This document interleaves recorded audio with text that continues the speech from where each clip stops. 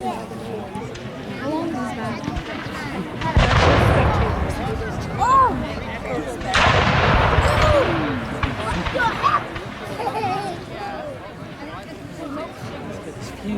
they formed the Second Continental Congress. This body provided the colonies with more battles than he won. Washington employed a strategy that included stunning victories at the Battle of Trenton in 1776, Princeton in 1777, and with the help of his French allies, the decisive victory of the war at Yorktown in the fall of 1781. Intelligence tells us that there are 3 British columns in the area.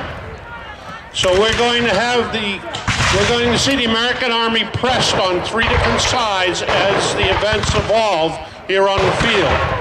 I'll do my best to describe to you the tactics being used, as well as something about the units and the weapons that they're using.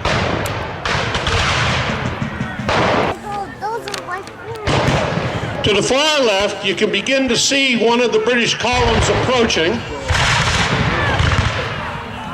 And the Americans are falling back to consolidate their lines for a defense.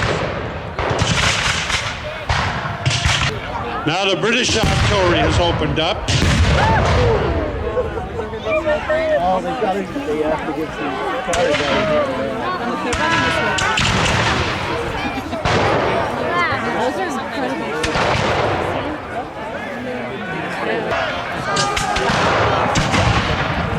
The gentlemen kneeling in front of you on the left side of the line here represent British light infantry. Both armies had light infantry companies, and they were used as mobile troops because they were generally the youngest and most fit men in the army, able to move more quickly. Yeah, good move.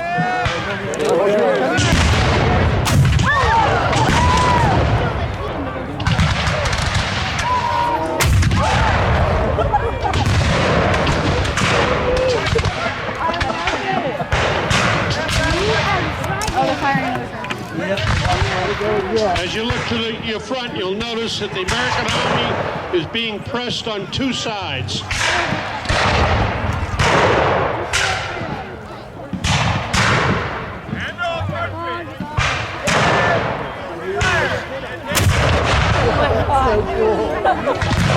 It just looks so Advancing, beginning to look like a dark day for General Washington.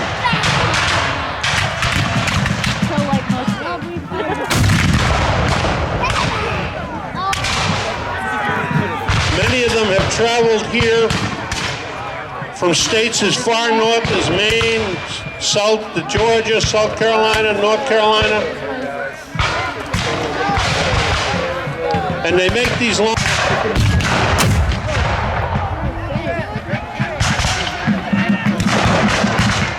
The artillery being used here today, representing 18th century artillery, was what we refer to as line of sight artillery.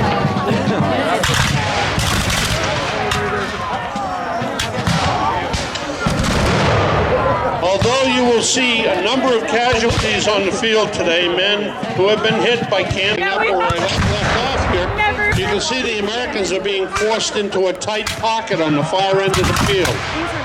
Island Regiment, and there are some German mercenaries. Those are the gentlemen in the blue coats on the British side.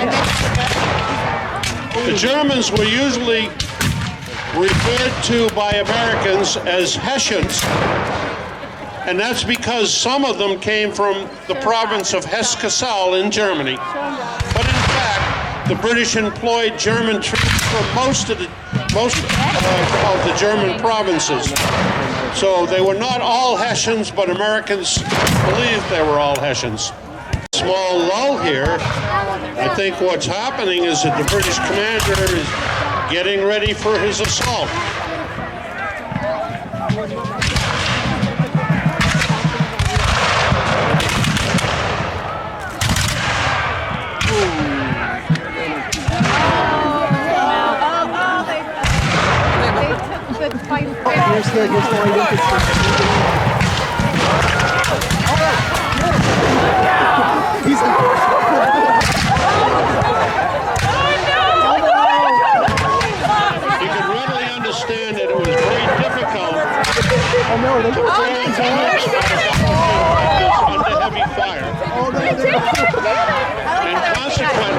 18th century armies spent a lot of time training troops, trying to build discipline so that they would react to their officers, even in a situation like this, where the men to the left and right of them were falling.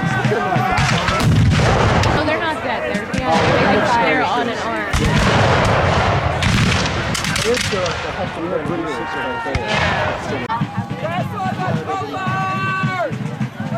Looks like the sergeants missed those two. They got away.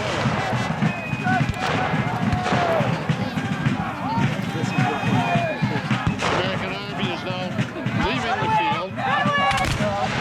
The far right, you can see that they're beating a hasty retreat. The British are advancing with bayonets.